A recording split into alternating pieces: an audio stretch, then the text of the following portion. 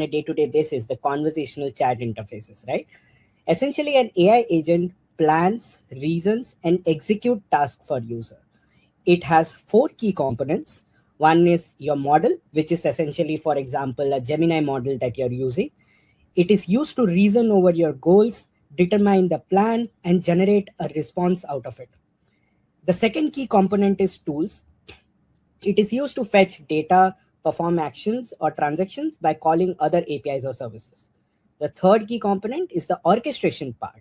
How do you call the model? When to call the model?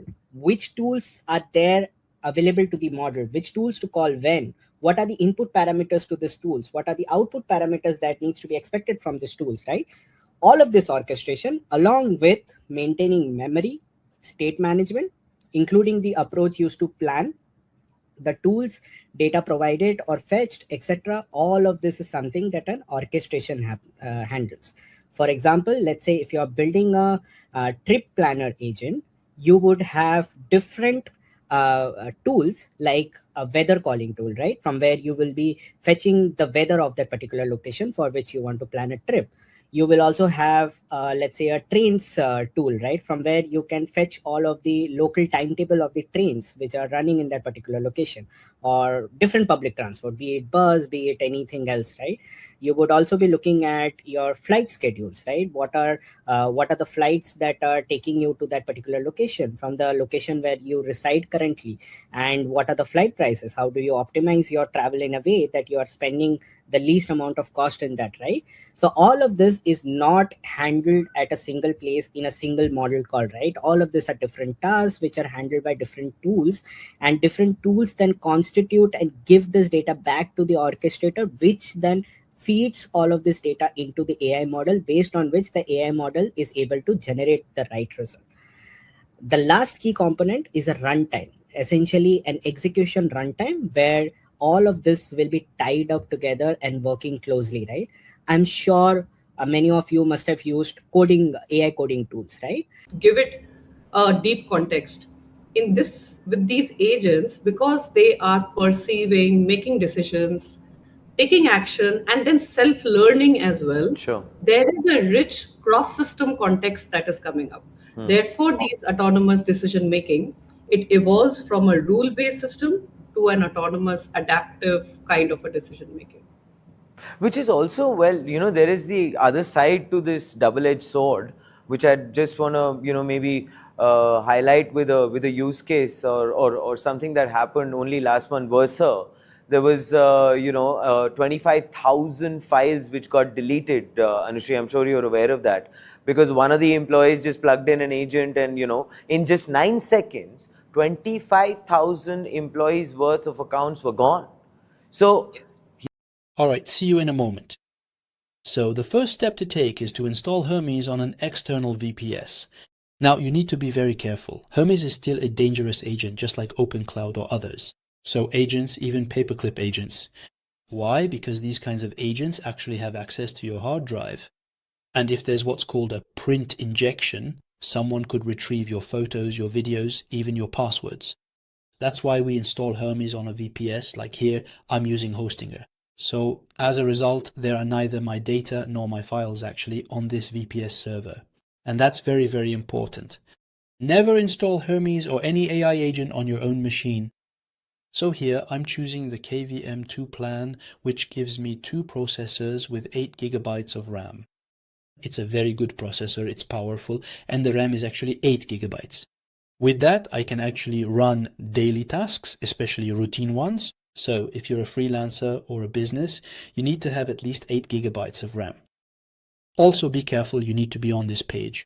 I'll leave you the link to this page in the description, because there are actually 2 types of Hermes installations. There's the Hermes workspace and there's the classic Hermes agent. So the one I'm interested in right now isn't that one, it's the workspace version. I'll leave you the link. This one, in fact, will simply give me access to this interface here. The other one will give me a classic interface, not the workspace. So once I'm here, I'll simply click here to deploy. And here actually I'm going to use a coupon that was posted on the Hostinger blog.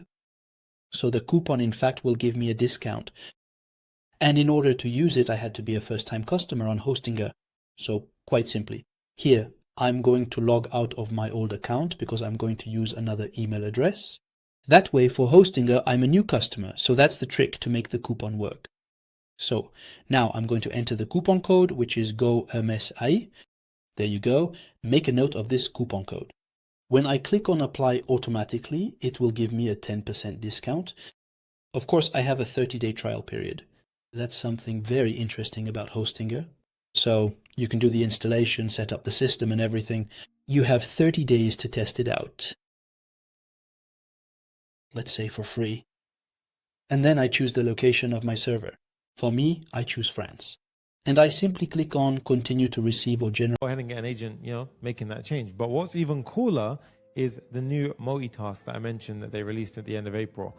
So this one is actually really nice because if you press Shift Tab, you can actually go into multitask mode, and I can actually do a bunch of things now. So let's say, for example, when it's open, I want this little segment. So when it's expanded, I want this segment to have a slightly, indented UI. So in this case, I can go ahead and spin off this agent. And now if I exit this, I can go up over here. And let's say, for example, I want this posting. I can go ahead and say, I want this to post. And let's say maybe the same for this. I want this to post. And now you can see I'm stacking up different tasks that I want to do. And even, for example, here, right? Let's just go ahead and say, make this red, right? So we've got 3 tasks. Now, typically what would happen is you'd be blocked by your primary agent, right? So the primary agent would block everything else. But with the new multitask mode, it actually is really, really nice. So you can see now it's spinning up an independent agent every single time. And now it's not blocked by the first. So you can actually see, look, it's actually spinning up a background agent to take these tasks from us. So this is a game changer in my opinion, because now this is not the same as having several separate sessions, but in the same session now, when it gets the resources to do so, it will go ahead and spin up a sub-agent. And as you can see, look, it did it there, right? So in this case, it will spin up the sub-agents and it will go ahead and do it. So that way you're not blocked by your primary agent, right? And it will go ahead and carry on implementing the changes that we asked it for. And this is a really cool way that I've now started to work a lot more. So I actually find that I'll go ahead and have the app open on the right. And then as I'm using it, click on design mode, and I'll just simply pop out exactly the elements I want and just explain the changes. And previously it did get a little frustrating that without multitask mode, because I'd have to wait for one after another to go ahead and complete. However, in this case, you can see I can have several sub-agents running at the same time, right? And this is really, really nice to go ahead and see. And if you click on this working over here, you can actually get a list of all of the actual different agents working. One of my favorite features that Cursor 3 have added. And when they finish their work, you can see they basically report back to the main session. So here we can see this is what I asked it. This is the actual agent's finished. Take a look at it together for the first time. This is super exciting. Workflows are ideal for when you need to orchestrate agents as part of a repeatable solution. So you can do things like add variables and if-else statements and loops, just like a traditional automation. And then you can bring in agentic actions like prompts and skills, and even bring a human into the loop when needed. Well, workflows are built on the same foundation as Power Automate. From your perspective. Yeah. Look, the model, I think it's one of the easiest choices, right? I don't think you even need the best model to get an application going. I mean, of course you can, but the top models for both OpenAI and for Anthropic, they cost 5 times what the second best does. And the differences in terms of what they achieve is small.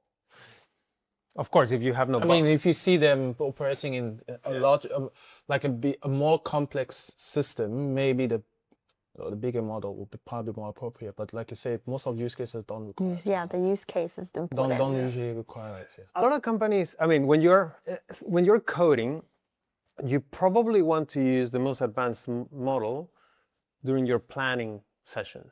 You want that plan and that strategy and those choices that you make early in the beginning before you write a single line of code to be rock solid. And so normally in planning mode, yes, go for the most expensive one. But then in the writing phase, you don't have to. But this is on coding, right? Coders, when we're writing software, I think we can get a bit, we want to get the best out of everything, right? But it's very different to when you deploy an application to production. when you deploy an application to production, having the best model out there is not gonna help you deliver more value to customers necessarily. Those bigger models might be smarter, but they take longer and they cost significantly more. So at some point, when you are exposing these models to your users, there's a lot of fine tuning and a lot of benchmarking that you need to do to make sure that you choose a model that is that has the right performance, that comes at the right cost, to make sure if this is something that you can give to these users at a price that you're giving it, and that can scale. Some of these models are not as readily available. They run capacity issues, some of these providers, and that's why we have this data center and energy craze. And so I would say the most popular models in production, they're almost never the smarter one. The smartest one, yes, maybe on the planning for coding, for the coding phase, but not out there. What I'm hearing is that you have to think about of the most advanced AI chips in the world. Now look at power and compute. They own Colossus 1 with 220,000 GPUs. They own Colossus 2, a gigawatt scale facility with another 335,000 plus. They have a third site coming online in South Haven, Mississippi, with a roadmap to 1 million GPUs by late 26 and about $18 billion invested in the Memphis complex alone. If you thought that was everything, what about Starlink, the network? With over 10,000 satellites in orbit, the largest commercial satellite constellation in human history by far. Or what about the models? Not only does SpaceX own XAI and Grok, as of today, they're renting frontier model compute to Anthropic. So Anthropic and Grok are co-tenants in the same data center. And if you go... Hello and welcome to the program. The AI revolution runs on electricity. Lots of it, vast amounts of it. The data centers being built right now to power the next generation of AI consume as much energy as a small city. Last year, the world's biggest tech companies spent more than $400 billion building them, and they need more of them, many more of them. But there's a problem. In the United States, 4 in 10 of the data centers that are being planned for this year are at serious risk of delay. Not enough power, not enough equipment, and not enough people to build them. Why? Also on the program, Canadian capacity, Canadian benefit. But the bigger point is that AI is not just here. It's not going to transform our country because we've got a handful of frontier companies building powerful models. The macroeconomic growth, the real growth is when it's adopted across the economies, when SMEs have it. Pro-worker, industrial, reliable Canadian AI to serve people, not the other way around. To serve small businesses so they can compete and grow. To serve hospitals so they can serve people better. To serve manufacturers to be more productive. To serve workers in every region of the country so they can be upskilled to compete. To serve the public service so we in government can serve our citizens better.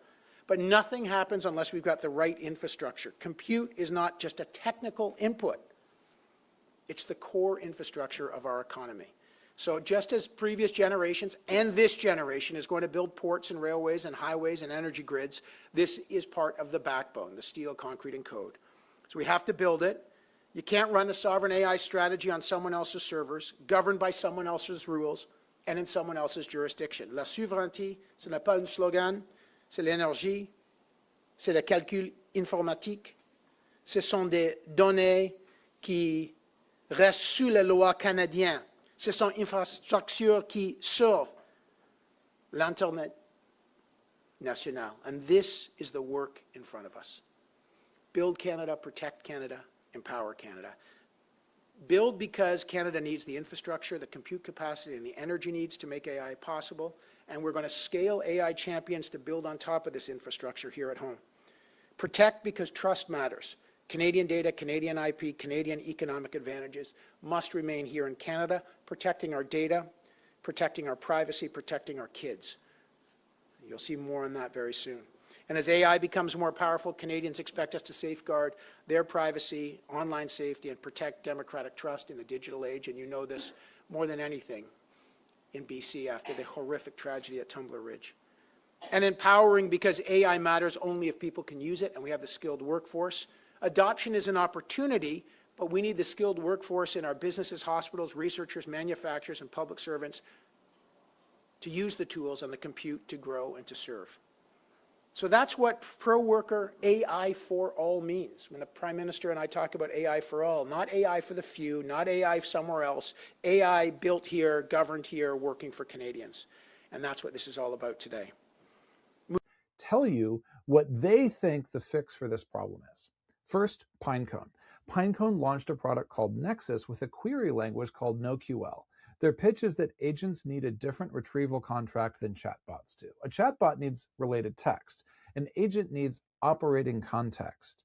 Their failure mode is the one you've probably seen. If your agent prepares a customer escalation, it shouldn't search 5 different systems from scratch every time. The system should already know to assemble customer context, entitlement, controlling policy, and prior history into a usable agent bundle. Or if it's doing financial analysis, it shouldn't answer from whatever paragraph happens to sit closest to the query vector. It needs to know whether the source of truth is the filing, the governed table, the metric definition, the prior forecast, or the live dashboard.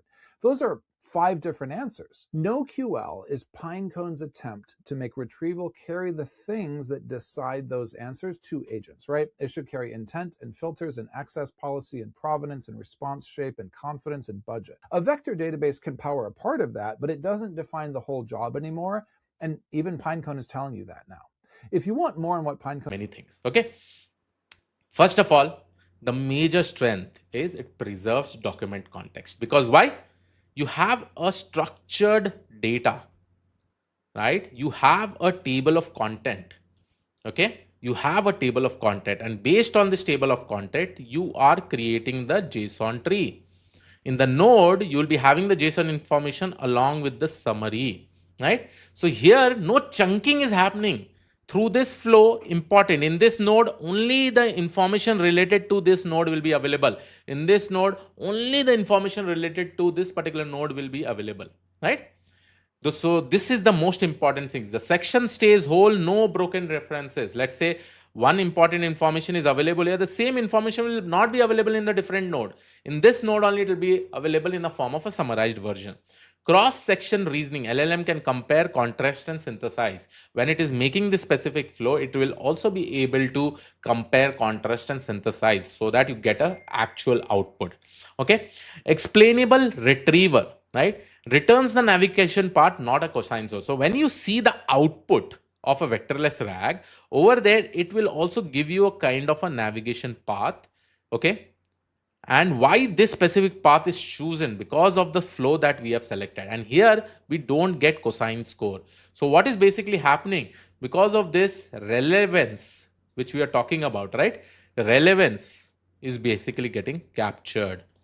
Okay. Cosine similarity is not getting captured that much. Okay. Only relevance. Relevance, if you have, that basically means the context information when you are comparing with the traditional vector RAG is much more better over here.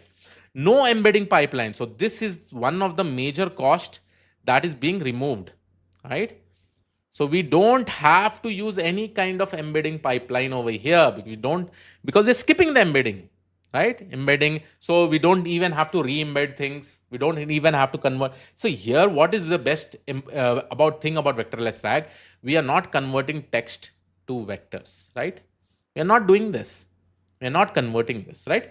Plays well with the structure, reports, contracts, filing, textbooks, right? Now, by just seeing this particular point, I think you should... We want to know that exactly what we are searching for is accurate. So we fix this problem by taking a hybrid solution. And that's where hybrid search steps in, because we can mix the semantic search, or the meaning, where we're querying renewal terms that matches the contracts, the renewals, and the agreements across multiple documents, with the specific keyword search, where the query would identify Acme Industries specifically.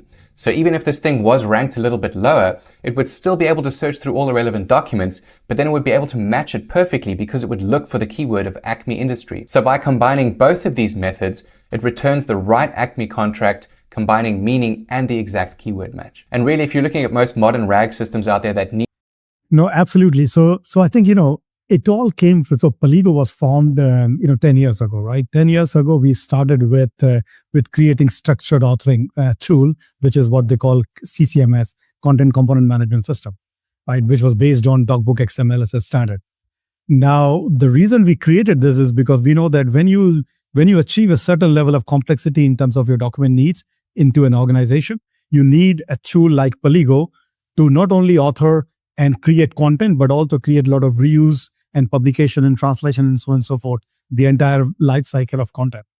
Now, and this is why we started with structure in first place. Now, what happens is when you talk about what actually is structured content for us is content that has semantic understanding. That means all the metadata, version controlling, right? And all of that combined together, if you can offer this to your, not only to humans, but also to AI, what you can do is you can actually get much better and accurate answer on the other side, right? So what Polygo, and in Polygo, what we are trying to do now, we come from a structured content and we are moving to what we call structured truth for enterprise AI, meaning that if you really write content and create content in Polygo, we will provide a solution, a mission critical infrastructure from content ingestion, authoring, publication, delivery to consumption and grounding on the other side. And this is what sound structured content infrastructure should look like, where you offer semantically rich content, which is perfect fuel for Agentics on the other side. Yeah, it's interesting to hear that you to mitigate these kinds of risks.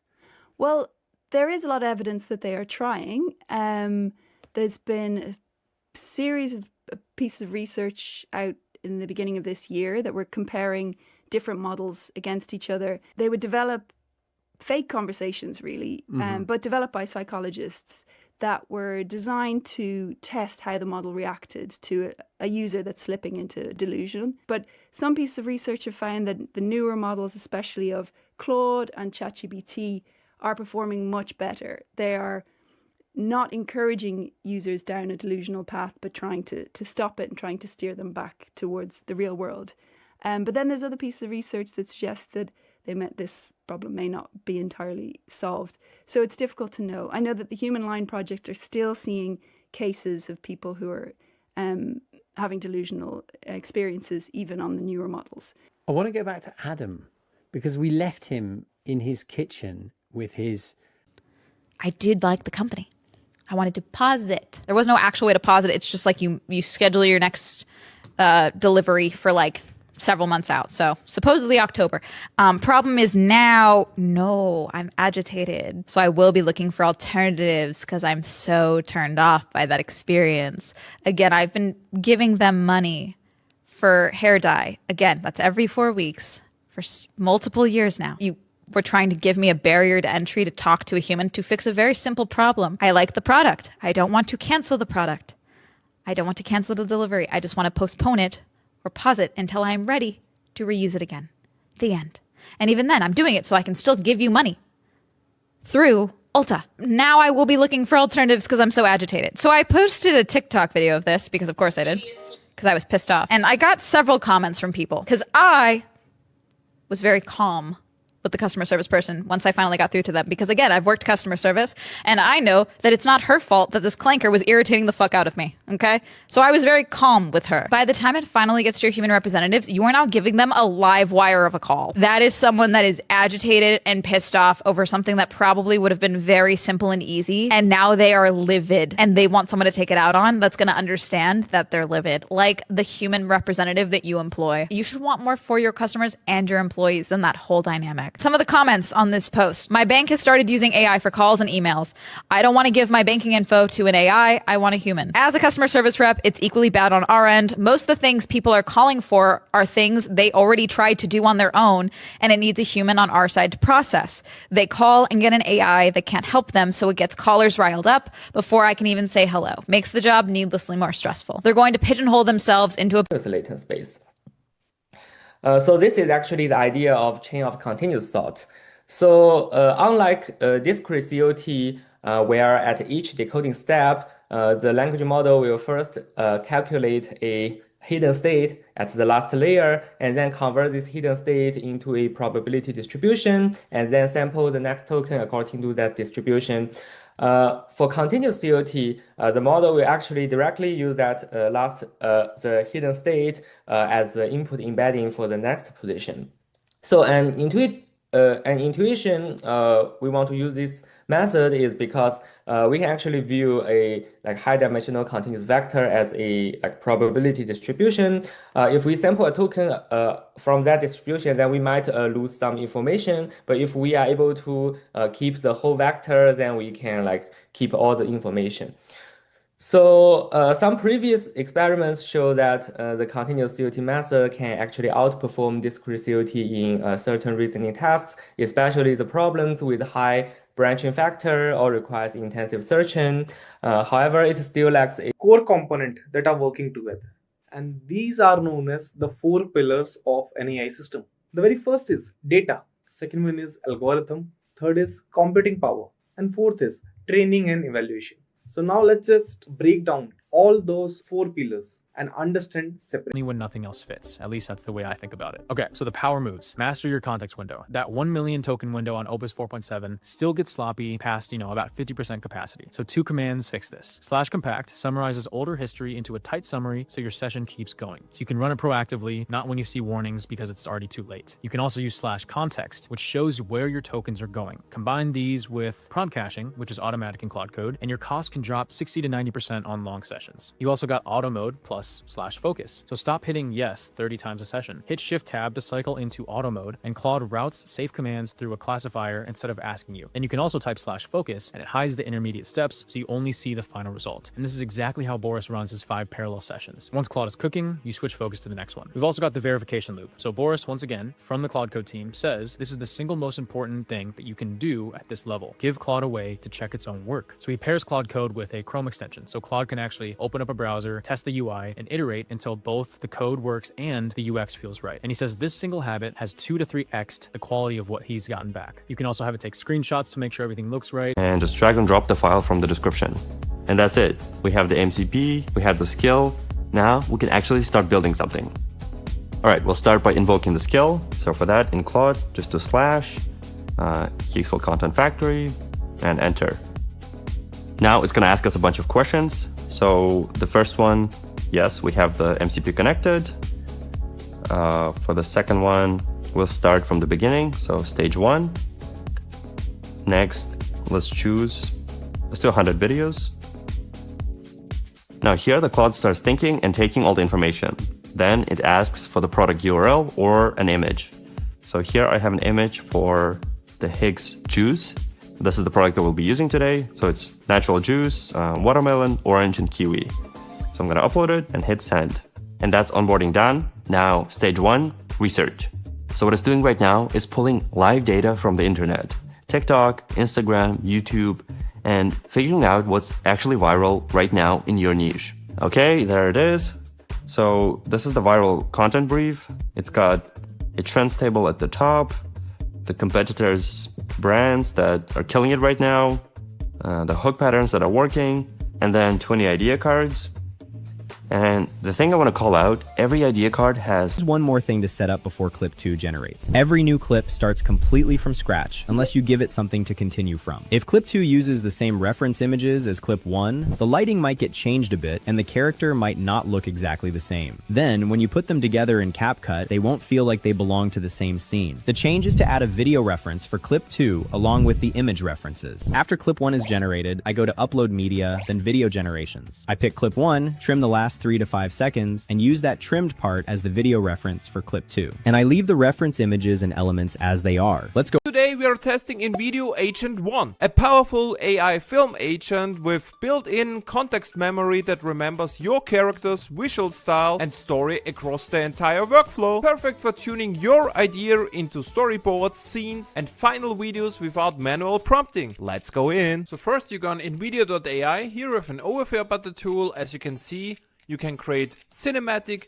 high-quality videos. Also, the top model CDance 2.0 is available here. With the new feature Agent 1, you can go back and forth with an agent to create your dream creative video. Hit Try InVideo. After signing up, you come to this page here. Here you have the Agent 1 the new feature of InVideo. You just paste your script, your desired idea here. Like we have the prompt, I want to create an action movie about the lone hero on a desert planet. Hit enter, create a new project, name it Desert. Now you give the agent a name, Desert Agent. He's now working on the script for our desired prompt here. He's now asking us what we are talking about. We want a trailer or a short or something bigger. If it should be inspired by Mad Max, Dune or anything else. We want a catchy trailer inspired by Mad Max, where the action hero is chased by enemies. Again, he's analyzing our prompt. He's creating now a full storyboard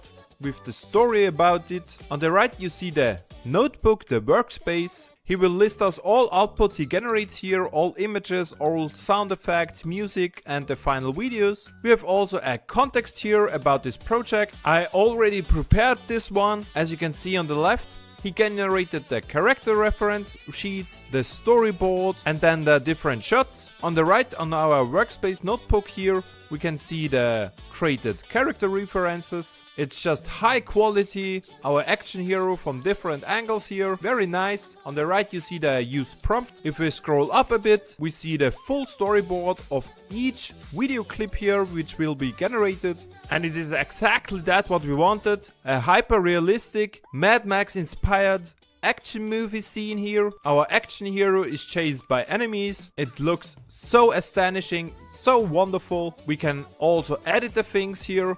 We want to modify, but we are fine with it. As we can see here, he created 5-second dynamic video clips here for each sequence. It just looks so good, so cinematic. He also generated the audios for the different clips for the final movie here, and then the final trailers here. And let's have a look.